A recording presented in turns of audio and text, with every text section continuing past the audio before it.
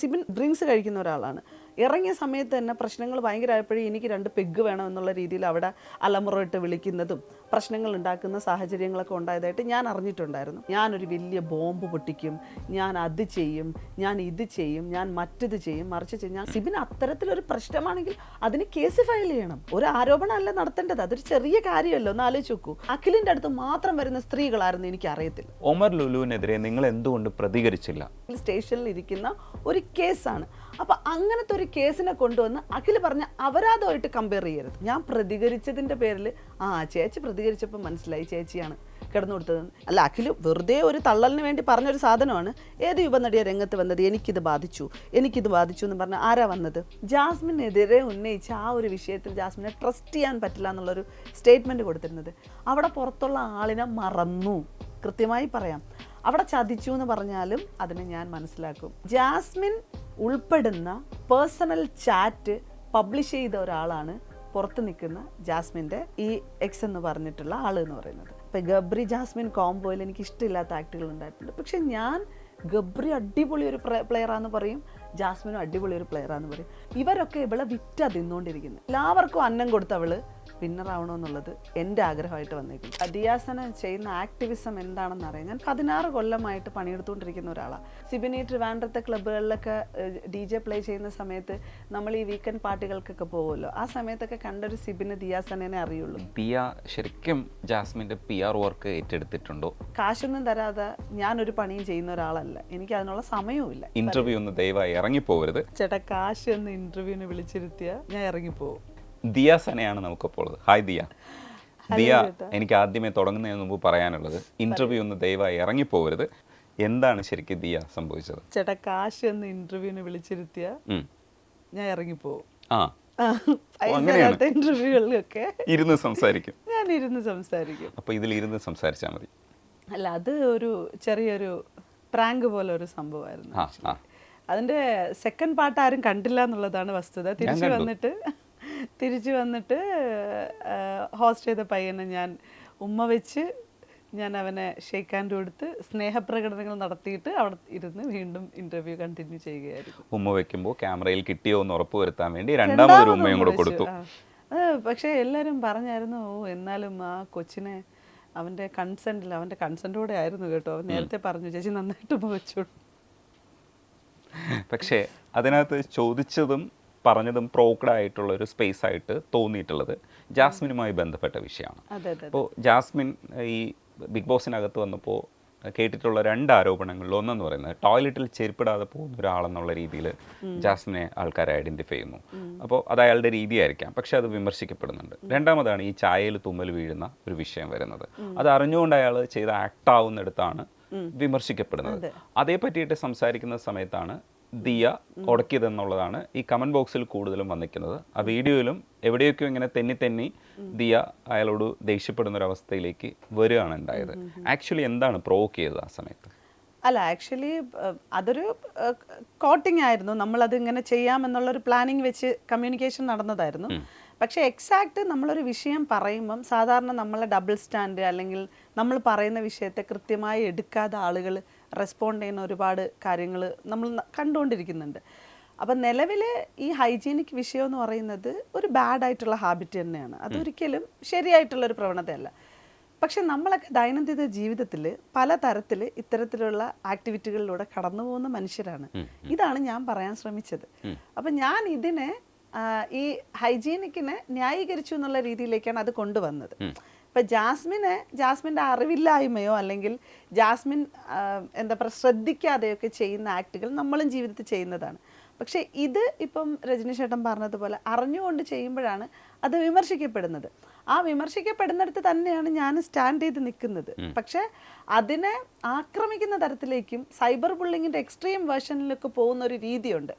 ഇപ്പം നമ്മൾ പലപ്പോഴും ഫണ്ണി ആയിട്ടൊക്കെ പല സാധനങ്ങളും കാണാറുണ്ട്. അപ്പം അത് ഇപ്പം ഞാൻ ഈ സംസാരിക്കുമ്പോഴും അതിനെ ന്യായീകരണമെന്ന് പറയും. പലതരത്തിൽ ബോഡി ഷെയ്മിങ് ഉൾപ്പെടെ തന്നെ കോമഡി ആയിട്ട് അവതരിപ്പിക്കുന്ന മനുഷ്യരൊക്കെ ഉണ്ട്. ആളുകളിരുന്ന് ചിരിക്കും അതിനൊക്കെ. അപ്പോൾ അതിനൊക്കെയും പിന്നീട് വിമർശനങ്ങളായിട്ടൊക്കെ വരാറുണ്ട്. പക്ഷെ അത്രത്തോളം എക്സ്ട്രീം ലെവലിൽ ചർച്ചയാകുന്നില്ല എന്നുള്ളതാണ്. ഇതൊരു റിയാലിറ്റി ഷോ തന്നെ ആയതുകൊണ്ടും ഇവിടെ ഒരു സ്ത്രീയാണ് ഇത് ചെയ്തതുകൊണ്ടും ഒബ്വിയസ്ലി ആ സ്ത്രീ ഒരു ബ്യൂട്ടി വ്ളോഗറാണ്.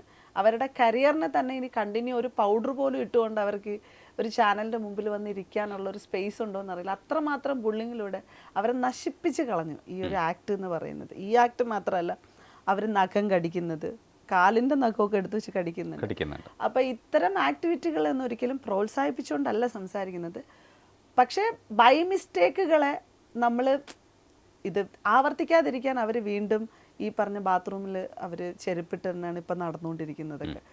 അപ്പം ആ തെറ്റുകളെയൊക്കെ അവർ തിരുത്താനുള്ള ശ്രമം നടത്തുമ്പോഴും അതിനെ കാണാതെ പോയി ആക്രമിക്കുന്നിടത്താണ് വീണ്ടും വീണ്ടും നമ്മൾ ഇതിനെ ഇങ്ങനെ പറഞ്ഞുകൊണ്ടിരിക്കേണ്ട ഒരു അവസ്ഥ വരുന്നത് നമുക്ക്. ഈ ദിയ ശരിക്കും ജാസ്മിൻ്റെ PR വർക്ക് ഏറ്റെടുത്തിട്ടുണ്ടോ എന്നുള്ളതാണ് ചോദ്യം. ഈ PR വർക്ക് എന്ന് പറയുന്നത് കുറേ കൊട്ടേഷനൊക്കെ പിടിച്ച്, കുറേ വോട്ടുകളൊക്കെ വാങ്ങിച്ച്, കുറേ പോസ്റ്റുകളൊക്കെ ഇവർക്ക് വേണ്ടിയിട്ട് നിരന്തരം ഷെയർ ചെയ്ത് ഇവരെ മാത്രം സപ്പോർട്ട് ചെയ്യുന്ന രീതിയിലുള്ള ഒരുപാട് കാര്യങ്ങൾ ചെയ്യുന്നതാണ് PR എന്ന് പറയുന്നത്. പിന്നെ എനിക്ക് കാശൊന്നും തരാതെ ഞാനൊരു പണിയും ചെയ്യുന്ന ഒരാളല്ല. എനിക്ക് അതിനുള്ള സമയവുമില്ല. എൻ്റെ ജോലികളാണ് എനിക്ക് ഇമ്പോർട്ടൻ്റ് എന്ന് പറയുന്നത്. ജാസ്മിൻ എന്ന് പറയുന്ന പെൺകുട്ടിയെ ദിയാസന എന്ന് പറയുന്ന ഒരു ആക്ടിവിസ്റ്റ്, അല്ലെങ്കിൽ സ്ത്രീകൾക്ക് വേണ്ടി സംസാരിക്കുന്ന, അല്ലെങ്കിൽ സ്ത്രീകൾക്കൊപ്പം നിൽക്കുന്ന ഒരാൾ സപ്പോർട്ട് ചെയ്യുന്നു എന്ന് പറയുന്നതാണ് എനിക്ക് കേൾക്കാൻ ഇഷ്ടം. ഈ PR എന്ന് പറയുന്നിടത്ത് അതിന് വേറെ നെഗറ്റീവായിട്ടുള്ളൊരു കോട്ടിലൂടെയാണ് അതിനെ കൊണ്ടുപോകുന്നത്. ഒരു 3 മാസമായിട്ട് ഒരു സ്ത്രീ ഭയങ്കരമായിട്ട് ആക്രമിക്കപ്പെടുന്നു. ഇവിടെ കലാ, സാംസ്കാരിക, സാമൂഹ്യ, രാഷ്ട്രീയ രംഗങ്ങളുണ്ട്, ഇടങ്ങളുണ്ട്. ഇവിടെയൊക്കെയും പലപ്പോഴും ബുള്ളിങ്ങുകൾ നമ്മൾ കാണുന്നുണ്ട്. അതിലൊക്കെ അപ്പുറത്തേക്ക് വെറും ഒരു റിയാലിറ്റി ഷോയിൽ ഒരു പെൺകുട്ടി ചർച്ചയാകുകയും ആ പെൺകുട്ടിയെ ഇത്രമാത്രം ബുള്ളിയും ചെയ്യുന്ന സാഹചര്യത്തിൽ ദിയാസന എന്ന് പറയുന്ന സ്ത്രീ, അല്ലെങ്കിൽ ഒരു സപ്പോർട്ടർ, അല്ലെങ്കിൽ ഞാനെന്ന് പറയുന്ന ഒരു ആക്ടിവിസ്റ്റ് സപ്പോർട്ട് ചെയ്യുന്നു എന്നുള്ളതാണ് അതിൻ്റെ വസ്തുത. ഈ ആക്ടിവിസ്റ്റ് എന്ന് പറയുന്ന വാക്കിനെ കുറിച്ചുള്ളൊരു ആരോപണം ഇപ്പോൾ സിബിൻ ഉന്നയിച്ചിട്ടുണ്ട്. അതിലേക്ക് ഞാൻ വരാം. പക്ഷേ ജാസ്മിന് വേണ്ടിയിട്ട് ഒരു നീണ്ട കുറിപ്പ് ദിയ എഴുതിയിട്ടുള്ളത് ഞാൻ ഈ അടുത്ത് വായിച്ചായിരുന്നു.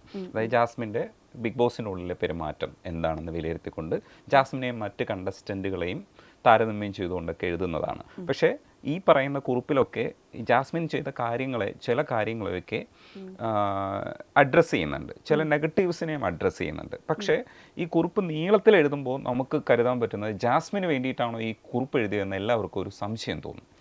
രജനി ചേട്ടാ, ആക്ച്വലി ആ കുറിപ്പ് എഴുതിയത് ഞാനല്ല.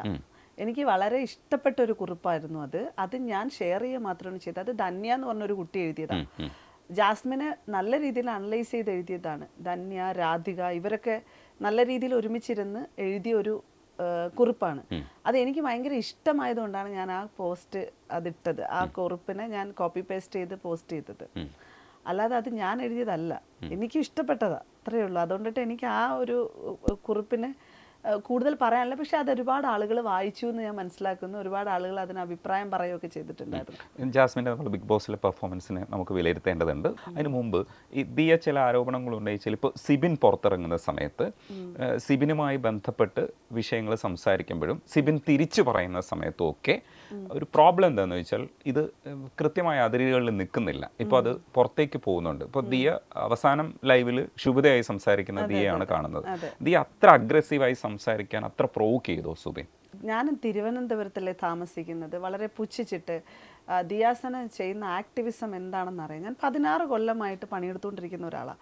ഞാൻ ചെയ്യുന്നതിനെ പറ്റിയിട്ടോ എന്നെ പറ്റിയിട്ടോ ഒന്നും സിബിൻ അറിയില്ല. അത് സിബിൻ്റെ ആ വർത്തമാനത്തിൽ നിന്ന് എനിക്ക് മനസ്സിലായി. ജസ്റ്റ് എനിക്ക് തോന്നുന്നു സിബിൻ ഈ ട്രിവാൻഡ്രത്തെ ക്ലബ്ബുകളിലൊക്കെ DJ പ്ലേ ചെയ്യുന്ന സമയത്ത് നമ്മൾ ഈ വീക്കെൻഡ് പാർട്ടികൾക്കൊക്കെ പോകുമല്ലോ, ആ സമയത്തൊക്കെ കണ്ടൊരു സിബിന് ദിയാസനെ അറിയുള്ളൂ. അതിലപ്പുറത്തേക്ക് ദിയാസന എന്ത് പണിയെടുത്തിട്ടുണ്ടെന്നോ അല്ലെങ്കിൽ ഞാൻ എന്ത് ചെയ്തുകൊണ്ടിരിക്കുന്നതെന്നോ അതിനെപ്പറ്റിയൊന്നും ഒരു ധാരണയില്ല. ഒരു ബിഗ് ബോസ് സീസൺ 6 ഒരു കണ്ടസ്റ്റൻറ്റ് 15 ദിവസം നിന്നൊരു കണ്ടസ്റ്റൻ്റ് എന്നുള്ള നിലയിൽ അപ്പുറത്തേക്ക് സിബിൻ നത്തിങ് ആണ്.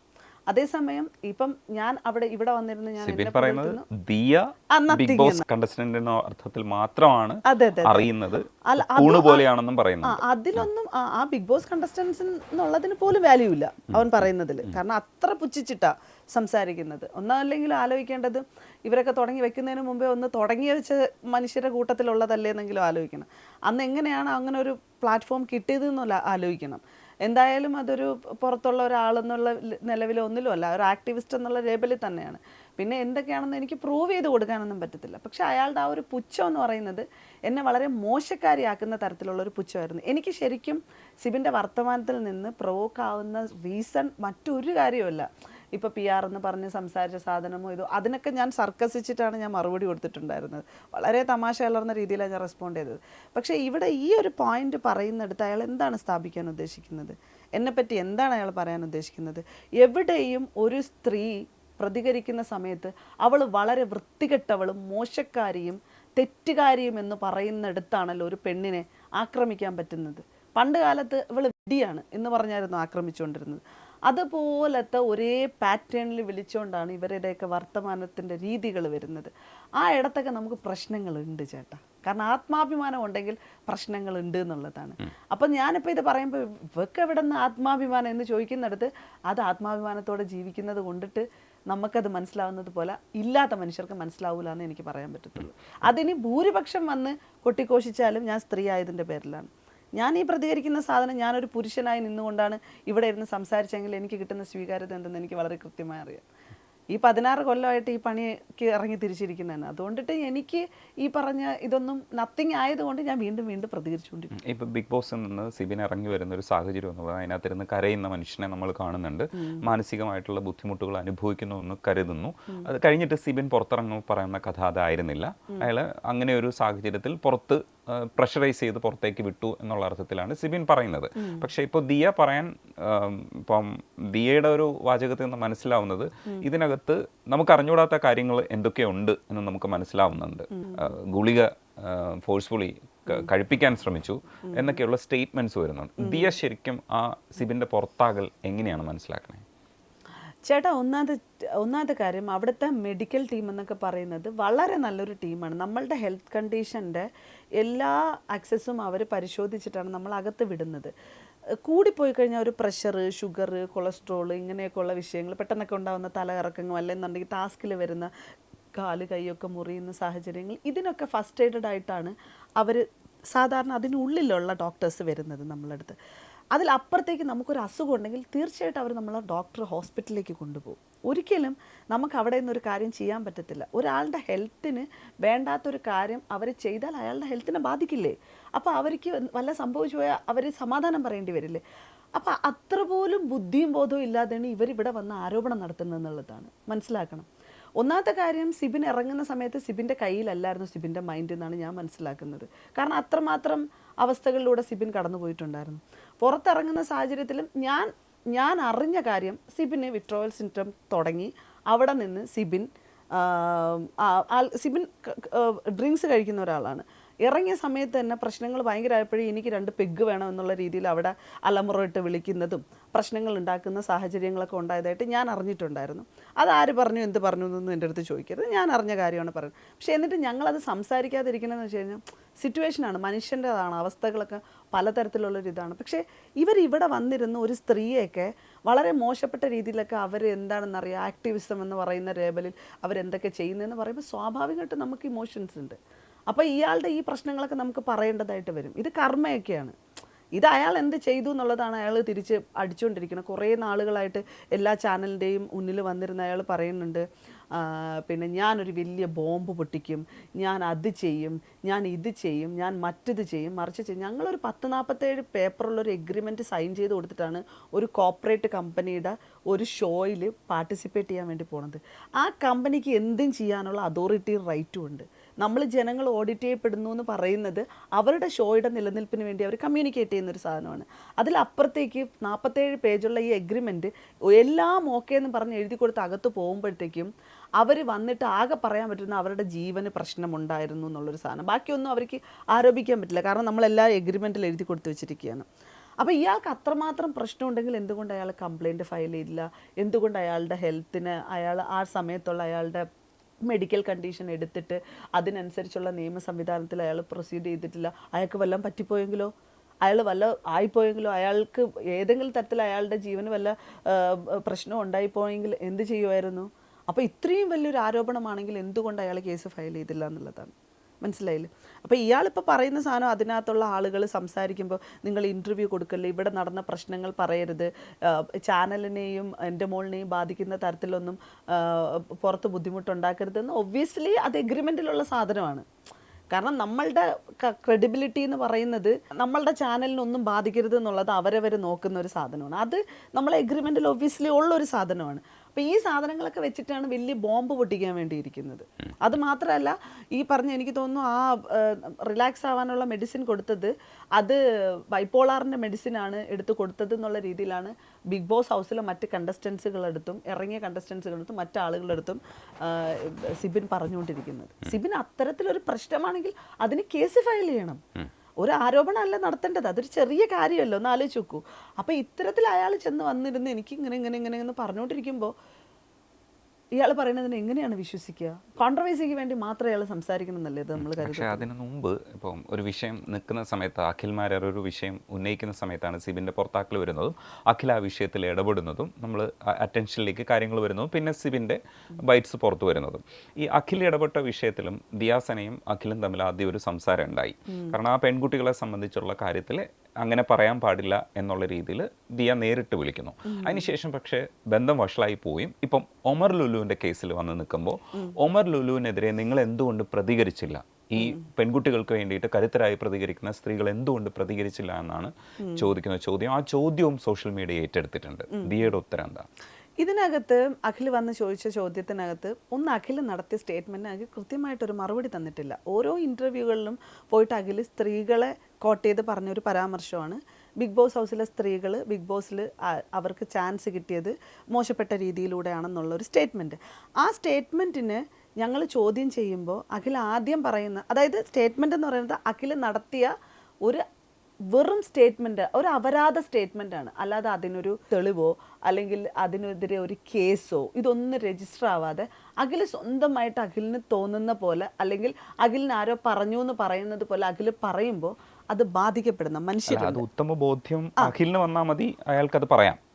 എങ്ങനെ ഉത്തമ ബോധ്യം മതി, അഖിൽ വന്നാൽ മതി, അത് അയാൾക്ക് പറയാമെന്നാണ് പറയുന്നത്. അഖിലിന് ആ ഉത്തമ ബോധ്യം വരുമ്പോൾ ബാധിക്കപ്പെടുന്നവരുണ്ട് എന്ന് അഖിലിനെ അറിയിക്കുകയാണ് ഞങ്ങൾ.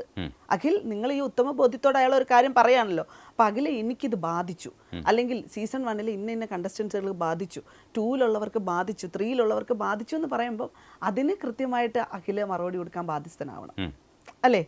അഖില് ബോധത്തോടെ പറയുമ്പോഴത്തേക്കും അഖിലിനെ ഞങ്ങൾക്ക് ബാധിച്ചു എന്ന് പറയുമ്പം അഖിൽ റെസ്പോൺസിബിൾ ആയേ പറ്റത്തുള്ളൂ. അപ്പം അഖിൽ റെസ്പോൺസിബിൾ ആയത് ചില സ്ത്രീകളെന്നാക്കിയത് കൂടുതൽ പ്രശ്നത്തിലേക്കായി. ഈ ചില സ്ത്രീകൾ നീ വരുമെന്ന് പറഞ്ഞാണ് പലർക്കും ഇൻബോക്സിൽ മെസ്സേജ് വന്നതും. എനിക്ക് ആദ്യം പ്രശ്നമൊന്നും ഉണ്ടായിട്ടില്ല കേട്ടോ. ഞാൻ പ്രതികരിച്ചതിൻ്റെ പേരിൽ ചേച്ചി പ്രതികരിച്ചപ്പോൾ മനസ്സിലായി ചേച്ചിയാണ് കിടന്നു കൊടുത്തതെന്ന്. ഈ രീതിയിൽ പല തരത്തിലാണ് വന്നിട്ട് ഇൻബോക്സിലൊക്കെ. എൻ്റെ ഇപ്പോഴും എൻ്റെ മെസ്സേജുകൾ കിടപ്പുണ്ട്. എനിക്ക് വന്നിട്ടുള്ള മെസ്സേജുകൾ മൊത്തം അതാണ്. അപ്പം അഖിലിൻ്റെ സ്റ്റേറ്റ്മെൻറ്റ് എനിക്ക് ബാധിച്ചു. വേറൊരു സ്ഥലത്ത് ഇൻ്റർവ്യൂവിന് ചെന്ന് കൊടുത്തപ്പം അവസാനം അഖിൽ പറയുകയാണ് സീസൺ 5 അല്ലാന്ന്. എങ്ങനെ ഇരിക്കുന്നു?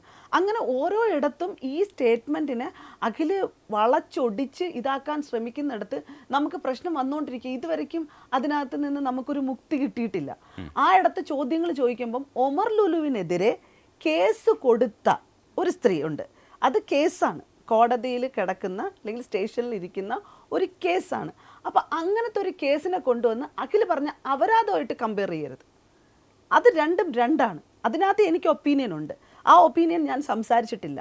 അത് പർപ്പസായിട്ട് ഇപ്പം സംസാരിക്കാത്തത് റീസൺ എന്തെന്ന് വെച്ചാൽ അഖിൽ ഇതുവരയ്ക്കും നമുക്കുണ്ടായ അപമാനത്തിൽ ഇപ്പം രജനി ചേട്ടാ, എനിക്ക് എൻ്റെ സെൽഫ് റെസ്പെക്റ്റും എൻ്റെ ആത്മാഭിമാനമാണ് എൻ്റെ മെയിൻ. എനിക്ക് അതിനുള്ള ആൻസർ കിട്ടിയിട്ടേ എനിക്ക് ബാക്കിയുള്ള കാര്യത്തിന് എനിക്ക് റെസ്പോണ്ട് ചെയ്യാൻ പറ്റത്തുള്ളൂ. ഇത് രണ്ടും കൂടെ കൂട്ടിക്കുഴച്ചിട്ട് ഈ പറഞ്ഞ സോഷ്യൽ മീഡിയ മുഴുവൻ യുവനടി എന്ന് പറഞ്ഞപ്പം യുവനടിമാരെല്ലാവരും രംഗത്ത് വന്നിരിക്കുകയാണ്. യുവനടിമാർക്ക് മൊത്തം ഏത് യുവനടി രംഗത്ത് വന്നത്? അല്ല, അഖിൽ വെറുതെ ഒരു തള്ളലിന് വേണ്ടി പറഞ്ഞൊരു സാധനമാണ്. ഏത് യുവനടിയാണ് രംഗത്ത് വന്നത്? എനിക്കിത് ബാധിച്ചു എന്ന് പറഞ്ഞാൽ ആരാ വന്നത്? ചോദ്യങ്ങൾ ചോദിക്കുന്ന സ്ത്രീകളായിട്ടുള്ള ഈ പറഞ്ഞ സിനിമയായി ബന്ധപ്പെട്ടിട്ടുള്ള 2 സ്ത്രീകൾ അവർ വെളിയിൽ വന്ന് പറയുകയും ചെയ്തു. എന്തിനാണ് ഒമർ അവരുടേതായിട്ടുള്ള വേർഷനും അവരുടേതായിട്ടുള്ള സ്റ്റേറ്റ്മെൻറ്റ് പറഞ്ഞു. അതിലപ്പുറത്തേക്ക് സ്ത്രീകൾ യുവനടിമാരായിട്ടുള്ള എല്ലാവരും അതൊരുമാതിരി ആളുകളെ കളിയാക്കിക്കൊണ്ടാണ് ആ സാധനം പറഞ്ഞേക്കുന്നത്. മനസ്സിലാവുന്നുണ്ടോ? അതായത് ഇയാൾ അവിടെ സ്ഥാപിക്കുകയാണ് യുവനടിമാരായിട്ടുള്ള എല്ലാവരും എന്ന് പറയുമ്പോൾ ബിഗ് ബോസ് ഹൗസിലെ സ്ത്രീകളെ മുഴുവൻ പറഞ്ഞു എന്ന് അയാൾ സ്ഥാപിക്കുകയാണ്. അവിടെ നിന്ന് അതിനെ മാനിപ്പുലേറ്റ് ചെയ്ത് അഖിലിൻ്റെ ഒരു കോട്ടിംഗ് സ്റ്റേറ്റ്മെൻറ്റ് അത് നമുക്കെതിരെ അടിക്കാനുള്ള ഒരു ആയുധമായിട്ടാണ് സൈബർ ഇടത്ത് നമ്മൾ ആക്രമിക്കപ്പെട്ടുകൊണ്ടിരിക്കുന്നത് എന്നുള്ളതാണ്. ഇപ്പോൾ അഖിലിൻ്റെ അടുത്ത് എന്തെങ്കിലും തരത്തിലുള്ള തെളിവുകളുണ്ടോ ഇല്ലേ ഇതൊന്നുള്ളൊരു പ്രശ്നമല്ല. കാരണം നമ്മളിത് പ്രശ്നമാക്കേണ്ടതില്ല. പക്ഷെ ബിഗ് ബോസിനുള്ളിൽ ഇങ്ങനെ ഒരു സാധനം നടക്കുന്നുണ്ടെന്ന് അഖിലിന് പറയണമെന്ന് തോന്നി, മറ്റുള്ളവരെ അവെയർ ചെയ്യിപ്പിക്കാൻ വേണ്ടിയിട്ട് അങ്ങനെ കരുതി കൂടെ ചെയ്യാം. ഇല്ല, ഒന്ന് കാസ്റ്റിംഗ് കൗച്ചുമായി ബന്ധപ്പെട്ട ഒരു കോമൺ സാധനമായാണ് ഇപ്പം അഖിൽ ഉന്നയിച്ചിരുന്നെങ്കിൽ, സ്ത്രീകൾക്ക് വേണ്ടി സംസാരിച്ചിരുന്നെങ്കിൽ ഞാൻ ആ അഖിലിന് ഒരു ഹാറ്റ്സ് ഓഫ് കൊടുത്തൊരു ക്ലാപ്പ് കൊടുത്തനായിരുന്നു. പക്ഷേ ഇവിടെ അഖിൽ സംസാരിക്കുന്നതിൽ ബിഗ് ബോസ് ഹൗസിലെ സ്ത്രീകൾ എന്നുള്ള ഒരു കോട്ടിംഗ് ആണ് വിഷയം എന്ന് പറയുന്നത്. അതിനകത്ത് നടന്നിട്ടുണ്ടെങ്കിൽ എന്ന് പറയുന്നതിനകത്ത് പ്രസക്തിയില്ല. കാരണം അങ്ങനെ നടന്നിട്ടില്ല. അങ്ങനെ നടന്നിട്ടുണ്ടെങ്കിൽ അത്തരം സ്ത്രീകൾ വെളിയിൽ വരും, ഏതെങ്കിലും രീതിയിൽ കൂടെ അത് വരും. അത് അഖിലിൻ്റെ അടുത്ത് മാത്രം വരുന്ന സ്ത്രീകളായിരുന്നു എനിക്കറിയത്തില്ല. കാരണം ഇത്രയും സീസണുകൾ ഇവിടെ നടന്ന് ഇപ്പം എൻ്റെ അടുത്തും ഇതേപോലെ തന്നെ കഴിഞ്ഞ പ്രാവശ്യം ഞാനൊരു പോസ്റ്റ് ഇട്ട കാര്യത്തെപ്പറ്റി എൻ്റെ അടുത്ത് ചോദിച്ചു. അപ്പം എനിക്കെതിരെ ഒരു മോശമായിട്ടുള്ള പരാമർശം നടത്തിയ ഒരാൾക്കെതിരെ ഞാൻ പോസ്റ്റ് ഇട്ടതാണ്. അതിനകത്ത് എൻ്റെ അടുത്ത് ഒരാൾ വന്ന് പറഞ്ഞിട്ടുണ്ടായിരുന്നു ഇങ്ങനെ എനിക്കൊരു ബുദ്ധിമുട്ടുണ്ടായിരുന്നു. അവസാനം ഞാൻ പോസ്റ്റ് ഇട്ടപ്പോൾ ആൾ വന്നിട്ട് എൻ്റെ അടുത്ത് പറയുകയാണ്, അയ്യോ ചേച്ചി ഞാൻ അങ്ങനെയല്ല പറഞ്ഞത്, അത് എനിക്ക് ദേഷ്യം കൊണ്ട് പറഞ്ഞതാ, അത് ഇങ്ങനെയാണ് അങ്ങനെയാണ്. ഒരു കൃത്യമായ ഒരു സാധനം ഇല്ലാതെ എനിക്ക് അവസാനം ആ പോസ്റ്റിനെ പിൻവലിക്കേണ്ടി വന്നു. ഒന്ന് ആലോചിച്ച് നോക്കണം, എൻ്റെ ഭാഗത്തെ മിസ്റ്റേക്കാണ്, എനിക്കത് പിൻവലിക്കേണ്ടി വന്നു. അപ്പോൾ അങ്ങനെ ഒരു സംഭവം നിലനിൽക്കെ ഈ സാധനത്തിനകത്ത് ഇങ്ങനൊരു സംഭവം ഉണ്ടെന്ന് പറയുമ്പോൾ അത് ഞങ്ങൾക്കൊക്കെ ബാധിക്കുന്നു ചേട്ടാ. ഇവിടെ മറ്റുള്ളവർക്ക് ബാധിക്കുന്നിടത്തല്ലേ വിഷയമുള്ളത്, അതാണ് പ്രശ്നം. അതുകൊണ്ടിട്ട് അഖില അങ്ങനെ ഒരു സാധനം ഇപ്പം കാസ്റ്റിംഗ് കൗച്ചുമായി ബന്ധപ്പെട്ടോ ഇവിടെ നടക്കുന്ന കുറേ സംഭവങ്ങളുണ്ട്. ഇപ്പം ബെനിഫിറ്റ് ഉള്ള കാര്യങ്ങൾക്ക് മാത്രമേ ആക്സസ് ഉള്ളൂ എന്ന് പറയുന്നത് പോലെ അങ്ങനത്തെ ഒരു സംഭവമാണ് എങ്കിൽ അതിനെ കോട്ട് ചെയ്യുന്നതിന് പകരം ഇങ്ങനെ പറയുമ്പോൾ അതിനകത്ത് വന്ന സ്ത്രീകൾക്കൊക്കെ ആത്മാഭിമാനത്തിന് പ്രശ്നം ഉണ്ടാവും. പക്ഷേ ഇപ്പോൾ നിങ്ങൾ പ്രതികരിക്കുന്ന സമയത്ത് അതിന് കുറച്ചുകൂടെ സ്റ്റേറ്റ്മെൻ്റ് ഒന്ന് ക്ലിയർ ആക്കിയിട്ടുണ്ട്. ആ ക്ലിയർ ആക്കിയതിലാണ് ഇപ്പോൾ ദിയയ്ക്ക് ബുദ്ധിമുട്ടുള്ളതെന്നാണ് ഞാൻ മനസ്സിലാക്കുന്നത്. ക്ലിയർ ആക്കിയില്ലായിരുന്നെങ്കിൽ ഒരു പക്ഷേ അത്രയും കുഴപ്പമില്ലായിരുന്നു എന്നാണോ ദിയ പറയണം? അല്ല, ക്ലിയർ ആക്കിയിരുന്നെങ്കിൽ പറയുമ്പോൾ പറയും എന്നാൽ പീഡിപ്പിക്കപ്പെട്ട സ്ത്രീകളുടെ പേര് പറയണം എന്ന രീതിയിൽ പറയും. അങ്ങനല്ല പറഞ്ഞത്. ഞാൻ ഒരിക്കലും ഇപ്പം വിക്ടിമായിട്ടുള്ള ആളുകളുടെ പേര് പറയണമെന്നുള്ളതല്ല ഞാൻ പറഞ്ഞത്. അഖിലൊരു കണ്ണടച്ചൊരു സ്റ്റേറ്റ്മെൻറ്റ് വെക്കുകയാണ്. അഖിൽ കുറേ വിഷയങ്ങൾ പറഞ്ഞു, അതിനകത്തൊരു ചെറിയ വിഷയമായിട്ട് അല്ല അത് വന്നിരിക്കുന്നത്. അഖിൽ പറയുന്നത് വെച്ചാൽ ഞാൻ എത്രയോ കാര്യങ്ങൾ വളരെ സീരിയസ് ആയിട്ട് പറയുമ്പോൾ ഇത് മാത്രം എന്തിനാണ് എടുത്തു പിടിച്ചിരിക്കുന്നതെന്ന്, അതൊരു വലിയ വിഷയമാണ്. ഞാൻ വേറെ ഒന്നും അഖിൽ പറഞ്ഞ സ്റ്റേറ്റ്മെൻറ്റിന് എന്തോരം കാര്യങ്ങൾ എനിക്കറിയുന്ന പല കാര്യങ്ങളുണ്ട്. ഞാൻ ചോദ്യം ചെയ്തിട്ടില്ല, ഞാൻ അഖിലിൻ്റെ അടുത്ത് അതെന്തിനു പറഞ്ഞെന്ന് പറഞ്ഞില്ല, ഒന്നും പറഞ്ഞില്ല. എനിക്ക് ബാധിക്കപ്പെട്ട അല്ലെങ്കിൽ എൻ്റെ ചുറ്റിലുള്ള മറ്റു മനുഷ്യരെ ബാധിക്കപ്പെട്ട വിഷയത്തെ മാത്രമാണ് ചോദ്യം ചെയ്തുകൊണ്ടിരിക്കുന്നത്. അത് തരാതെ കാടടച്ച് വെടിവെക്കുന്ന രീതിയിൽ മറ്റ് യുവനടിമാർ അല്ലെങ്കിൽ മറ്റ് കേസുകളായി ബന്ധപ്പെട്ട് കണക്ട് ചെയ്യുന്നത് അതൊക്കെ കേസാണ്. അതൊക്കെ നിലവിൽ രജിസ്റ്റർ ചെയ്ത് FIR ഇട്ട് കോടതിയിൽ കിടക്കുന്ന കേസാണ്. ഇതല്ല. ഇത് അഖിൽ മാരാറിൻ്റെ വെറും പൊള്ളയായ ഒരു സ്റ്റേറ്റ്മെൻറ്റ്. അഖിൽ മാരാർ പറഞ്ഞതിൻ്റെ അടിസ്ഥാനത്തിൽ അത് കുറേ സ്ത്രീകളെ ബാധിച്ചു. അത് അതിൻ്റെ വഴിക്ക് ക്ലിയറായി വരട്ടെ. ജാസ്മിൻ്റെ കേസിൽ ഇപ്പോൾ അത്യാവശ്യം ശ്രദ്ധിക്കപ്പെടുന്ന ഒരു കണ്ടസ്റ്റൻ്റാണ് ജാസ്മിൻ. ജാസ്മിൻ്റെ പക്ഷേ പ്രായം പരിഗണിക്കുമ്പോൾ ഒരു 23 വയസ്സേ ഉള്ളൂ. ഞാനത് പരിഗണിക്കുന്നുണ്ട്. പക്ഷേ യഥാർത്ഥത്തിൽ ജാസ്മിൻ അതിനകത്ത് കാണിക്കുന്ന പക്വതക്കുറവ് ആൾക്കാർ അങ്ങനെ തന്നെ വിലയിരുത്തുമ്പോൾ, പ്രത്യേകിച്ചും ആൾക്കാർക്ക് പല രീതിയിൽ എടുക്കാം. പ്രേക്ഷകർ പല രീതിയിൽ ഒരു കണ്ടസ്റ്റന്റിനെ നോക്കിക്കാണാം. പക്ഷെ നമ്മൾ വക്കാലത്ത് പറയുന്ന രീതിയിലേക്ക് കാര്യങ്ങൾ പോകുമ്പോഴാണ് ഇപ്പോൾ ദിയയ്ക്ക് പോലും അത്തരത്തിലുള്ള വിഷയം വരുന്നത്. പക്ഷെ അങ്ങനെ പോവാതെ ഒരു അനാലിസിസ് നടത്തിയാൽ, ഇപ്പോൾ ജാസ്മിൻ ഒരു ഫൈനൽ 5ലേക്ക് എത്തുന്ന കണ്ടസ്റ്റന്റ് ആണ്, അങ്ങനെയാണ് ദിയെ മനസ്സിലാക്കുന്നത്. ബാക്കി ആരൊക്കെയാണെന്നുള്ളത് ദിയയ്ക്ക് പറയാം. പക്ഷെ ജാസ്മിൻ എത്രത്തോളം കേപ്പബിൾ ആണ്, അതിലപ്പുറത്തേക്കൊന്നുണ്ട്, എങ്ങനെയാണ് അങ്ങനെ നോക്കിക്കാണാൻ, ഇപ്പോൾ കുറച്ചുകൂടെ അടുത്ത് നിന്ന് നോക്കിക്കാണാൻ ശ്രമിക്കുന്ന ഒരാളാണ്, എങ്ങനെയാണ് അത്തരം ഒരു ഒബ്സർവേഷൻ നടത്തിയിരിക്കുന്നത്? അതായത് ഇതുവരെയും ബിഗ് ബോസിൻ്റെ ചരിത്രത്തിൽ തന്നെ ബിഗ് ബോസ് നടക്കുമ്പോൾ വെളിയിലും പലതരത്തിലുള്ള ചർച്ചകളും ആളുകളുടെ സ്വീകാര്യതയില്ലായ്മയും ഒക്കെ പലതരത്തിൽ ചർച്ച ചെയ്യപ്പെടും. ശരിക്കും ബിഗ് ബോസ് എന്ന് പറയുന്നത് മറ്റുള്ളവരുടെയും കൂടെ വരുമാന മാർഗമായിട്ടാണ് ഇപ്പോൾ യൂട്യൂബേഴ്സായിട്ടുള്ള ആളുകളും ഇൻഫ്ലുവൻസേഴ്സ് ആയിട്ടുള്ള ആളുകളും എടുത്തിരിക്കുന്നതൊക്കെ.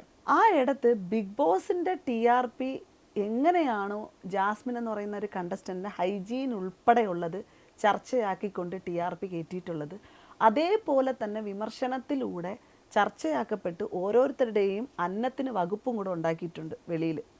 ഈ പറഞ്ഞ യൂട്യൂബേഴ്സ് ആയിക്കോട്ടെ, ഞാൻ ഈ വിമർശിക്കുന്ന യൂട്യൂബേഴ്സിനെ മെയിനായിട്ട് എടുത്ത് പറയണം. വിമർശിക്കുന്നവരെന്ന് പറഞ്ഞാൽ വളരെ വൃത്തികെട്ട രീതിയിലൊക്കെയാണ് തരം താഴ്ത്തി അത്രമാത്രം. അപ്പം അപ്പോഴിരുന്നുകൊണ്ട് ചോദിക്കും ജാസ്മിൻ ചെയ്യുന്നതൊന്നും. ജാസ്മിൻ ചെയ്യുന്നതിൽ നിന്ന് 10 മടങ്ങാണ് വിമർശിക്കുന്നവരുടെ വാക്കുകളും പ്രവൃത്തികളും വൃത്തികെട്ട രീതികളും നമ്മളിവിടെ സൈബർ എടുത്ത് കണ്ടു തുടങ്ങുന്നത്. ഇവരൊക്കെ ഇവളെ വിറ്റാ തിന്നുകൊണ്ടിരിക്കുന്നത്. മനസ്സിലായില്ലേ? അതുകൊണ്ടാണ് എന്നെ സംബന്ധിച്ചിടത്തോളം അത്രമാത്രം എല്ലാവർക്കും അന്നം കൊടുത്തവള് വിന്നറാവണമെന്നുള്ളത് എൻ്റെ ആഗ്രഹമായിട്ട് വന്നേക്കുന്നത്. എനിക്ക് ടോപ്പ് 5 അല്ല, ജാസ്മിൻ വിന്നറാവണം എന്നുള്ളതാണ് എൻ്റെ ആഗ്രഹം എന്ന് പറയുന്നത്. എനിക്ക് തോന്നണില്ല അത് എത്രത്തോളം ആളുകൾ ഇതാക്കുമെന്നുള്ളത്. പക്ഷേ ഒരിക്കലും ഞാനൊരു സീസൺ 6 ഒരു എന്താ പറയുക, സീസൺ 6 ഒരു ഐക്കൺഷിപ്പിൽ ഒരു വിന്നർ ഉണ്ടാവണം എന്നുണ്ടെങ്കിൽ അതിനകത്ത് എനിക്ക് പ്രത്യേകിച്ച് ആൾക്കാരാരുമില്ല. ഏറ്റവും കൂടുതൽ കുറേ അനലൈസ് ചെയ്ത് നോക്കിക്കഴിഞ്ഞാൽ ഞാൻ അർജുനെ ജസ്റ്റ് ഒന്ന് പറയും, അതല്ലാതെ വേറെ ആരുമില്ല. പിന്നെ ഉള്ളത് കോണ്ടന്റിന്റെ ബേസിലാണ്. അതുകൊണ്ടാണ് ഈ ജിൻഡോ, ജാസ്മിൻ എന്നുള്ള പേര് നമ്മളിങ്ങനെ പറഞ്ഞുകൊണ്ടിരിക്കുന്നത്. അവരാണ് കോണ്ടന്റ് മേക്ക് ചെയ്ത ആളുകൾ, കണ്ടന്റ് കൊടുത്തവർ, വെളിയിൽ ആളുകൾക്ക് ഔട്ട്പുട്ട് കൊടുത്ത് ആളുകളെ കൊണ്ട് ചർച്ച ചെയ്യിപ്പിച്ച് വിഷയങ്ങൾ ഉണ്ടാക്കി ആ ഹൗസിനുള്ളിൽ ഓരോ കണ്ടസ്റ്റൻറ്റും, each and every one contestant oppose ചെയ്ത് കളിച്ച ഒരേ ഒരു ഗെയിമറേ ഉള്ളൂ, അത് ജാസ്മിൻ. 2 ഘട്ടങ്ങൾ നമുക്ക് നോക്കാം. ഇതിനകത്ത് ആദ്യം ഗബ്രിയുമായിട്ടുള്ള റിലേഷൻഷിപ്പിലേക്ക് പോകുന്ന ഒരു ജാസ്മിൻ, അത് കഴിഞ്ഞൊരു ഘട്ടം വരുന്നത് എന്താ വെച്ചാൽ ഗബ്രി അവിടെ നിൽക്കുക തന്നെയാണ് വൈൽഡ് കാർഡ് എൻട്രീസ് വരുന്നത്. പൂജ ഉൾപ്പെടെയുള്ള ആൾക്കാർ വന്നിട്ട് ഇവരൊരു 3-4 പേര്, സിബിൻ, എല്ലാവരും, സായി വരുന്നു. ഇവരെല്ലാവരും ഫോക്കസ് ചെയ്യുന്ന ജാസ്മിനെയാണെന്ന് മനസ്സിലാവുന്നു. എന്നിട്ട് അതിനകത്ത് കുറച്ച് കാര്യങ്ങൾ നടക്കുന്നു. പിന്നെയാണ് ഈ 3ാമത്തെ ഘട്ടം വരുന്നത്. 3ാമത്തെ ഘട്ടത്തെക്കുറിച്ച് നമുക്ക് പിന്നെ സംസാരിക്കാം. ഈ ഘട്ടങ്ങളിലൊക്കെയുള്ള ജാസ്മിനെ എങ്ങനെയാണ് നോക്കിക്കണ്ടത്? തുടക്ക സമയങ്ങളിലൊക്കെ ജാസ്മിൻ്റെ പ്രകടനം എന്ന് പറയുന്നത് ഇൻഡിവിജ്വൽ ആയിട്ടുള്ള പ്രകടനം അല്ലായിരുന്നു. സത്യസന്ധമായി പറഞ്ഞാൽ അത് ഗ്രൂപ്പായിട്ടുള്ള പ്രകടനമായിരുന്നു. പിന്നെ ഞാൻ മനസ്സിലാക്കുന്ന ഒരു സാധനം, ഞാൻ ആ ഹൗസിനുള്ളിൽ നിന്നൊരാളാണ്. ഞങ്ങൾക്ക് ആകെ ആ 4 മതിലുകളും ഒരു വീടും അതിനകത്തെ കുറേ ആക്ടിവിറ്റികളും അവർ തരുന്നതിനനുസരിച്ചുള്ള ഗെയിമും, നമുക്ക് വെളിയിലത്തെ ഒരു കാര്യങ്ങളായിട്ട് ഒരു ബന്ധവുമില്ല. സത്യം പറഞ്ഞാൽ എൻ്റെ സീസൺ നടക്കുന്ന സമയത്ത് പ്രളയം നടക്കുന്ന ഒരു സമയമായിരുന്നേ. അപ്പോൾ ലാലേട്ടൻ വന്നിട്ട് പറയുന്നുണ്ട്, ദിയ ഇവിടെ പുറത്ത് ഇങ്ങനൊരു കാര്യമുണ്ട്, അപ്പോൾ ദിയ പുറത്തുണ്ടായിരുന്നെങ്കിൽ ഇവിടെ കുറേ കാര്യങ്ങൾ ചെയ്യുമായിരുന്നല്ലേ. കാരണം എൻ്റെ ആക്ടിവിസവുമായി ബന്ധപ്പെട്ടിട്ട് പുള്ളി എന്നെ മനസ്സിലാക്കിക്കൊണ്ട് പറഞ്ഞതാണ്. അപ്പോൾ എനിക്ക് മനസ്സിലായി പുറത്ത് ഭയങ്കര പ്രശ്നമാണെന്ന്. അപ്പോൾ ഉരുൾപൊട്ടലുണ്ടായി എന്നുള്ള ഒരു ചെറിയ ക്ലൂ തന്നപ്പോഴേ ഞാൻ അവിടെ ഭയങ്കരമായിട്ട് പേടിച്ച് ഭയന്നു. സത്യം പറഞ്ഞാൽ അങ്ങനെ പറയുമ്പോഴാണ് വെളിയിൽ ഇങ്ങനെയൊക്കെ നടക്കുന്നു എന്നുള്ളൊരു സാധനം നമ്മൾ അറിയുന്നത്. അതുവരെ നമ്മൾ ആ വീടിനുള്ളിലെ കാര്യങ്ങൾ മാത്രമാണ് നമ്മളുടെ ചിന്തയിൽ പൊയ്ക്കൊണ്ടിരിക്കുന്നത്. അവിടെ നമുക്ക് ട്രസ്റ്റ് വർത്തായിട്ടുള്ള ഒരു മനുഷ്യനെ കിട്ടുക എന്ന് പറയുന്നത് ഭയങ്കര കഷ്ടമുള്ള കാര്യമാണ്. കാരണം ഇപ്പം ഞാൻ, രജനി ചേട്ടൻ, നമ്മൾ ഇത്രയും പേര് അവിടെ ഒരു വീട്ടിലുണ്ടെങ്കിൽ നമ്മളെല്ലാവരും മത്സരത്തിൽ വിജയിക്കാൻ വേണ്ടി വന്നവരാ. അതുകൊണ്ട് തന്നെ നിങ്ങൾ ഏത് നിമിഷം എന്നെ അടിക്കും, ഞാൻ ഏത് നിമിഷം നിങ്ങളടിക്കും, ഇന്ന് മാത്രം ചിന്തയിൽ എല്ലാവരും പരസ്പരം അങ്ങോട്ട് ശത്രുക്കളെ പോലെയാണ് ശരിക്കും വീക്ഷിച്ചുകൊണ്ടിരിക്കുന്നത്. ഇന്നല്ലെങ്കിൽ നാളെ അടിക്കും, അവരെന്നെ അങ്ങനെ ചെയ്യും, ഇങ്ങനെ. ആ ഇടത്ത് നമുക്കൊരു കമ്പാനിയൻഷിപ്പ് എന്ന് പറയുന്നത് ഭയങ്കര ഇമ്പോർട്ടൻ്റ് ഉള്ളൊരു സാധനമാണ്. അത് പല പല മിക്സ് ഇമോഷൻസിൽ വരും ആ സാധനം. അപ്പോൾ എന്നെ സംബന്ധിച്ചിടത്തോളം എനിക്കന്ന് ഉണ്ടായിരുന്നത് അർച്ചനയായിരുന്നു. അപ്പം she is very close to me. എനിക്കിപ്പം ഒരേ ബെഡിലാണ് നമ്മൾ കിടന്നിരുന്നത്. പിന്നെ ഉണ്ടായിരുന്നത് എനിക്ക് ദീപനാണ്. നമ്മൾ 3 പേരും ഒരുമിച്ച് അങ്ങനെ ഓരോരുത്തരായിട്ട് കണക്ട് ചെയ്ത് ശ്രീനി വളരെ അടുത്ത സുഹൃത്തായിരുന്നു ആദ്യം. അതിനുശേഷമാണ് ശ്രീനി പേളി ഒരുമിച്ച് പോകുമ്പോഴത്തേക്കും നമ്മൾ വേറെ ഒറ്റയ്ക്ക് മാറുന്നത്. അപ്പോൾ എൻ്റെ നല്ല നല്ല ബന്ധങ്ങളൊന്നും എനിക്ക് അവിടെ ഇല്ലാതെ, എൻ്റെ കൂടെ ഉണ്ടായിരുന്ന ആളുകൾ പോലും എനിക്ക് കിട്ടാതെ, എനിക്ക് ആകെ കിട്ടുന്നത് പിന്നെ അർച്ചുവിനെ എനിക്ക് പുറത്തെ അറിയാം, അർച്ചു ആണ് ഉണ്ടായിരുന്നത്. കുറച്ച് സമയം കഴിഞ്ഞപ്പോൾ ദീപം പോകുന്നു, പിന്നെ അർച്ചു ഉണ്ടായിരുന്നത്. അപ്പം നമുക്ക് ആ ഒരു മനുഷ്യനെ ട്രസ്റ്റായിട്ട് വെക്കാൻ കിട്ടുന്ന ഒരു അവസ്ഥ എന്ന് പറയുന്നത് ഭയങ്കര കഷ്ടമാണ്. അത് ആ ഹൗസിനുള്ളിൽ പോകുന്നവർക്ക് മാത്രമേ അറിയുള്ളൂ. ദിയയുടെ കാര്യത്തിൽ പക്ഷേ പതിയാണ് ഉണ്ടായത്. ജാസ്മിൻ്റെ കാര്യത്തിൽ അതെ അതെ. പിന്നെ ജാസ്മിൻ തന്നെ പറയുന്ന ഒരു സ്റ്റേറ്റ്മെന്റ് ഉണ്ട്, എൻ്റെ സ്വഭാവത്തിൽ എനിക്കൊരാളുണ്ടെങ്കിലേ എനിക്ക് പറ്റുള്ളൂ. പക്ഷെ ലാസ്റ്റ് ആ കുട്ടിയുടെ ഇപ്പോഴത്തെ മിറർ ടാസ്ക് കൊടുത്തിട്ട് അതിൽ സ്വമേധയെ സംസാരിക്കാൻ പറയുമ്പോൾ ഞാൻ ഭയങ്കര വിഷമിച്ചു പോയ ഒരു സീക്വൻസ് ആയിരുന്നു. അതിൽ അത് കുട്ടി പറയുന്നുണ്ട്, ഒന്നുകിൽ നീ ചെയ്യുന്നതെല്ലാം തെറ്റായിരിക്കും, ഇപ്പം കണ്ടില്ലേ പഴയ ചിന്നുവേ അല്ല, ചിന്നു ഒറ്റയ്ക്ക് ആയി, ചിന്നു ഇപ്പോൾ ഒറ്റയ്ക്ക് നിന്ന് പഠിച്ചു, ആരെങ്കിലും ഉണ്ടെങ്കിലേ പറ്റുള്ളായിരുന്നു, ഇപ്പം എന്താ കണ്ടില്ലേ ആരുമില്ല, ഇതാ ഇങ്ങനെ പോകുന്നു. അപ്പോൾ ആ കുട്ടി കോൺഫിഡൻസിൽ പറയാണ്, ആ കുട്ടി ഒറ്റയ്ക്കാണ്, ഇപ്പം ഞാനത് ചെയ്യുന്നുണ്ടെന്ന്. പക്ഷെ അംഗീകരിക്കൂല. കാരണം ഈ കുട്ടി അത് ചെയ്തിരുന്നത് കൊണ്ട്, ഈ കുട്ടിയുടെ ഭാഗത്ത് തെറ്റുകൾ എന്നുള്ള രീതിയിലാണല്ലോ ഇവിടുത്തെ സദാചാരം പലതും കണ്ടിട്ടുണ്ടായിരുന്നത്. അപ്പോൾ എനിക്കിഷ്ടമില്ലാത്ത ആക്ടുകൾ ഉണ്ടായിട്ടുണ്ട്. ഇപ്പം ഗബ്രി ജാസ്മിൻ കോംബോയിൽ എനിക്കിഷ്ടമില്ലാത്ത ആക്ടുകൾ ഉണ്ടായിട്ടുണ്ട്. പക്ഷെ ഞാൻ ഗബ്രി അടിപൊളി ഒരു പ്ലെയറാന്ന് പറയും, ജാസ്മിനും അടിപൊളി ഒരു പ്ലെയറാന്ന് പറയും. പക്ഷേ ഇവർ രണ്ടുപേരും അത്രയും വലിയ നല്ല പ്ലേയേഴ്സ് ആയിട്ടുള്ള രണ്ടുപേരും ഒരുമിച്ച് നിന്നിട്ടാണ് ഒന്നും കളിക്കാത്ത ആളുകൾക്കൊപ്പം കളിച്ചതെന്നാണ് ഞാൻ പറയാൻ ഉദ്ദേശിക്കുന്നത്. അവിടെ ഈ പറഞ്ഞ നമ്മൾ നേരത്തെ ജാസ്മിൻ്റെ ഗ്രാഫ് പറഞ്ഞ സമയത്ത് ജാസ്മിൻ കൂട്ടമായി വന്ന് ഒറ്റപ്പെട്ട് കളിച്ചുകൊണ്ടിരിക്കുകയാണ്. ആ ഹൗസിനുള്ളിൽ ഒറ്റയ്ക്ക് നിന്നേ കളിക്കാൻ പാടുള്ളൂ എന്നില്ല രജനീഷ് ചേട്ടാ. ഇവിടുത്തെ തെറ്റിദ്ധാരണയാണ് ഞാൻ പറഞ്ഞത്. അവിടെ ഗ്രൂപ്പായിട്ടോ ഏത് ലെവലിലോ നമ്മൾ എങ്ങനെ വേണമെങ്കിലും ബുദ്ധി ഉപയോഗിച്ച് ലാസ്റ്റ് വരെ സർവൈവ് ചെയ്ത് നിൽക്കുക എന്നുള്ളതാണ് അവിടുത്തെ ഗെയിം എന്ന് പറയുന്നത്. അത് ഒറ്റപ്പെട്ട് നിൽക്കുന്ന സ്ട്രാറ്റജി ഉണ്ട്. ഈ പറഞ്ഞ സീസൺ 2 രജിത് കുമാർ കളിച്ചതുപോലെ, ജിൻഡോ പലപ്പോഴായിട്ട് പറയുന്നത് പോലെ. പക്ഷേ ജിൻഡോയ്ക്കൊന്നും അത്രയ്ക്ക് ഒറ്റപ്പെടൽ അനുഭവിക്കേണ്ടി വന്നിട്ടില്ല. പലപ്പോഴും ആളുകൾക്ക് മനസ്സിലാവുകയും സപ്പോർട്ടിങ് കിട്ടുകയും ഒക്കെ ചെയ്തിട്ടുണ്ടായിരുന്നു. അപ്പം ഈ പറഞ്ഞ പോലെ ആളുകൾ കുറേ പറയുന്നുണ്ട് കോംബോ അടിച്ചല്ലേ വന്നത്, കോംബോ അടിച്ചല്ലേ.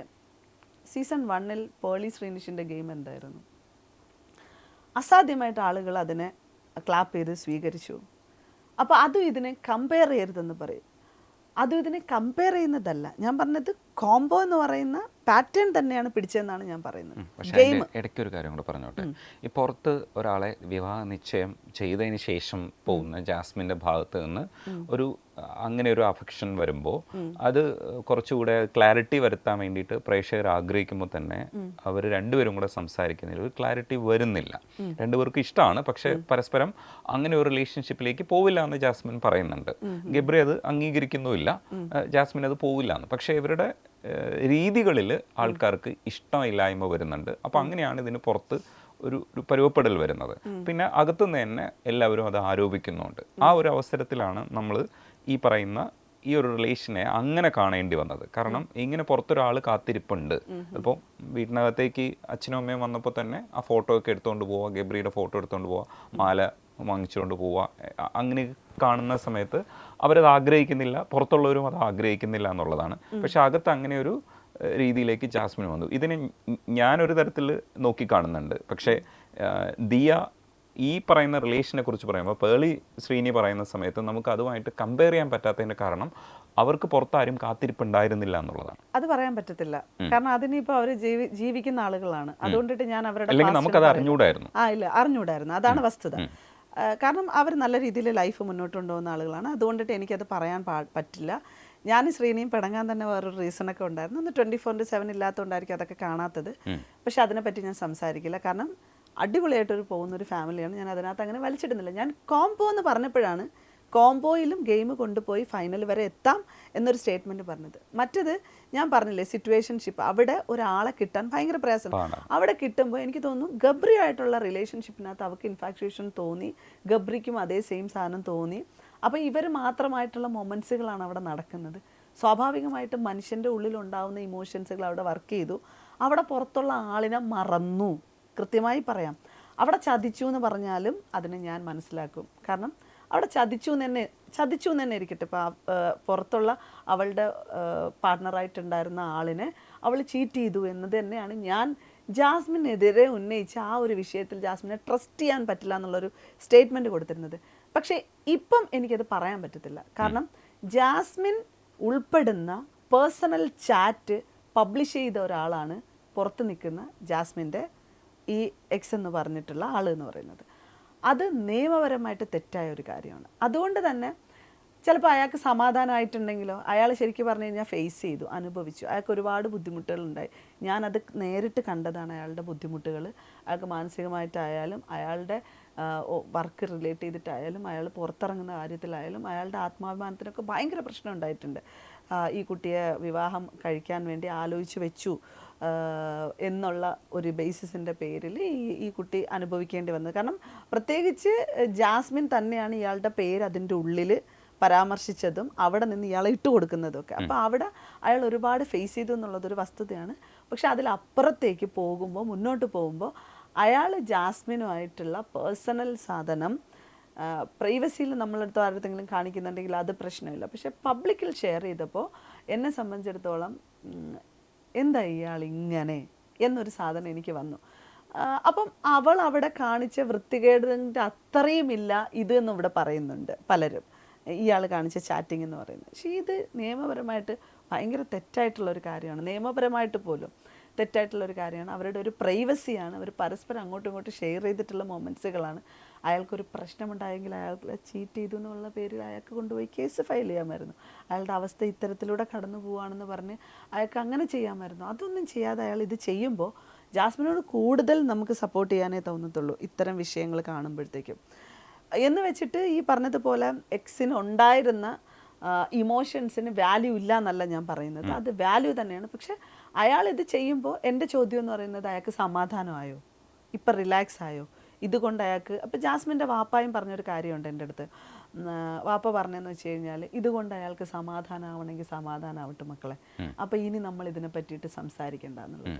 അപ്പം ഈ എയർപോർട്ടിലെ വിഷയങ്ങളും മറ്റൊക്കെ എൻ്റെ അടുത്ത് ചോദ്യങ്ങളായിട്ട് വന്നിട്ടുണ്ടായിരുന്നു. പുള്ളി വന്നിട്ടുണ്ടോ ഇല്ലെന്നൊക്കെ. പുള്ളി വന്നിട്ടുണ്ടായിരുന്നു, വളരെ നല്ല രീതിയിലായിരുന്നു അവിടെ ഇതാക്കിയൊക്കെ ചെയ്തത്. പക്ഷെ എന്തുകൊണ്ടാണ് പോസ്റ്റിൽ അയാൾ വന്നിട്ടില്ല എന്ന് പറഞ്ഞതെന്നൊന്നും എനിക്കറിയത്തില്ല. അപ്പം എനിക്ക് കാണുന്ന കാര്യങ്ങൾ, എനിക്ക് അറിയുന്ന കാര്യങ്ങൾ എനിക്ക് പറയാനായിട്ട് പറ്റത്തുള്ളൂ. അപ്പം എയർപോർട്ടിലേക്ക് അങ്ങോട്ടേക്ക് പോകുമ്പോഴാണോ അല്ല, അവിടെ വന്നതിന് ശേഷം, ഞാനും അവിടെ വന്നതിന് ശേഷമാണ് ആള് വരുന്നത്. അല്ല, തിരുവനന്തപുരത്ത് വരുന്നത് ആള്. അല്ലാതെ കൊണ്ടാക്കാൻ പുള്ളിയല്ല വന്നത്, ആള് വരുമായിരുന്നു കാണാൻ വേണ്ടി. ഞാൻ കാണാൻ ചെന്നതുപോലെ ആള് കാണാൻ വേണ്ടി വരുമായിരുന്നു. തിരിച്ചു പോകുമ്പോഴത്തേക്ക് എന്നെയും കൂടെ ആ ആളാണ് തിരിച്ച് മ്യൂസിയം പോലീസ് സ്റ്റേഷൻ്റെ അവിടെ കൊണ്ടുവന്ന് ഇറക്കിയത്. അപ്പം അതുകൊണ്ടിട്ട് എനിക്കത് വളരെ കൃത്യമായിട്ട് എനിക്കറിയാം വന്നിരുന്നു എന്ന്, അവിടെ കമ്മ്യൂണിക്കേഷൻ നടന്നിരുന്നു എന്നൊക്കെ. അപ്പം അത് ആ പുള്ളിയുടെ ഇല്ലായ്മയാണെന്നുണ്ടെങ്കിൽ ഉറപ്പായിട്ടും അത് വാപ്പാനോട് പറയാമായിരുന്നു, എനിക്ക് താല്പര്യമില്ല, എനിക്കിങ്ങനെ ഇങ്ങനെയുള്ള കാര്യങ്ങളുണ്ട്, അപ്പം അതുകൊണ്ട് തന്നെ എനിക്ക് അവൾ ഇറങ്ങി വന്നതിന് ശേഷം സംസാരിക്കണം, ഇങ്ങനെയൊക്കെയുള്ള കാര്യങ്ങൾ പറയാമായിരുന്നു. പക്ഷെ അതൊന്നും ഇല്ലാതെ പെട്ടെന്നൊരു സുപ്രഭാതത്തിൽ ആരുടെയൊക്കെയോ അജണ്ടയുടെ ഭാഗമായിട്ട് അത് കൃത്യമായിട്ട് എനിക്ക് പറയണം. കാരണം അത് പലരുടെയും ഇൻഫ്ലുവൻസിൻ്റെ കാരണം കൊണ്ട് തന്നെയാണ് അത്തരത്തിലൊരു ലൈവ് വന്നതെന്ന് ഞാൻ പറയുള്ളൂ. കാരണം റീസൺ ലാസ്റ്റ് ടൈമിൽ ജിൻറ്റോയുമായിട്ടുള്ള സംസാരത്തിൽ ആ വിഷയം എടുത്തിട്ടു എന്നാണ് അയാൾ പറയുന്നത്. പക്ഷെ അതിനെക്കാട്ടിലും വലിയ കോൺട്രവേഴ്സികൾ ഉള്ളിലുണ്ടായിരുന്നു. ഗബ്രി ജാസ്മിൻ കോംബോ നിന്നിരുന്ന സമയം, ആ സമയത്ത് വരാത്തത് എന്തുകൊണ്ടാണ് ഈ ഫൈനൽ സമയം ആവാറായപ്പോൾ വന്നതെന്നുള്ളത് എനിക്ക് കൺഫ്യൂഷൻ ഉള്ളൊരു കാര്യമാണ്. അതിനിടയ്ക്ക് ചോദിക്കാൻ വിട്ടുപോയതാ, ദിയയ്ക്ക് ജാസ്മിൻ്റെ കുടുംബവുമായിട്ട് അറിയാമല്ലോ. അതെ, ജാസ്മിൻ പോയതിന് ശേഷമാണ് എനിക്ക് അറിയുന്നത്. അവരുടെ ഒരു മാനസികാവസ്ഥ എന്താണ് ഇപ്പോൾ? അവരുടെ മാനസികാവസ്ഥ എന്ന് പറഞ്ഞാൽ അവർ ഒരുപാട് ഫേസ് ചെയ്തിരിക്കുകയാണ്. അവരുടെ മകള് കാരണം ആണ് ഫേസ് ചെയ്തെന്ന് പറയുമ്പോഴത്തേക്കും അവർക്കൊപ്പം നിന്നവർ അവരെ ചതിച്ചു എന്നുള്ളതാണ് ഏറ്റവും വലിയ പ്രശ്നം. അവരുടെ കൂടെ അവരുടെ മോളെ സഹായിക്കാം എന്ന രീതിയിൽ നിന്ന മനുഷ്യർ, ഈ പറഞ്ഞ എക്സ് ഉൾപ്പെടെയുള്ള ആളുകളൊക്കെ തന്നെ ഒരു ഇത്രയും ഇതിനകത്ത് ഇങ്ങനത്തെ കോൺട്രവേഴ്സികളൊക്കെ നടന്നത് കൊണ്ട് തന്നെ പലരും അവരെ ചതിച്ചത് അവർക്ക് ഭയങ്കര ഒരു ബുദ്ധിമുട്ടാണ്. അവർക്ക് അത് ആലോചിക്കുമ്പോൾ മാത്രമാണ് വിഷമം. പല യൂട്യൂബേഴ്സും ആളുകളും അവരെ പറ്റിയിട്ട് പല തരത്തിലുള്ള വർത്തമാനങ്ങൾ പറയുമ്പോഴും അതൊന്നും അവർ ഫോക്കസിങ് അല്ല. അവരെ കൂടെ ഉണ്ടായിരുന്ന മനുഷ്യർ അവരെ ചതിച്ചത് മാത്രമാണ് അവരുടെ പ്രശ്നം. മാത്രമല്ല അവർ ഫേസ് ചെയ്തുകൊണ്ടിരിക്കുന്നത്, ഇപ്പോൾ അവർ സർവൈവ് ചെയ്ത് വരുന്നുണ്ട്. ജാസ്മിനെ പോലെ തന്നെ വാപ്പായൊക്കെ ഭയങ്കര ഉഷാറായിട്ടൊക്കെ വരുന്നുണ്ട്. ഉമ്മ ആയാലും ഒരു ബ്രദറുണ്ട്. അപ്പം അവർക്ക് വേണ്ട മെൻ്റൽ സപ്പോർട്ടൊക്കെ മാക്സിമം നമ്മളെ കൊണ്ട് കൊടുക്കാൻ പറ്റുന്ന പോലെ കൊടുക്കുന്നു. ഞാൻ മാത്രമല്ല, ഒരുപാട് ആളുകൾ നമ്മളെ സർക്കിളിൽ നിന്ന് അവരായിട്ട് കമ്മ്യൂണിക്കേഷൻസ് ഉണ്ട്. അപ്പം ആളുകൾക്ക് കാണാൻ ഞാനാണുള്ളത് നിലവിൽ, പക്ഷെ ഒരുപാട് ആളുകൾ അവരോട് സംസാരിക്കുന്നുണ്ട്. ഇപ്പം അവരൊന്ന് സർവൈവ് ചെയ്ത് കയറി വരുന്നുണ്ട്.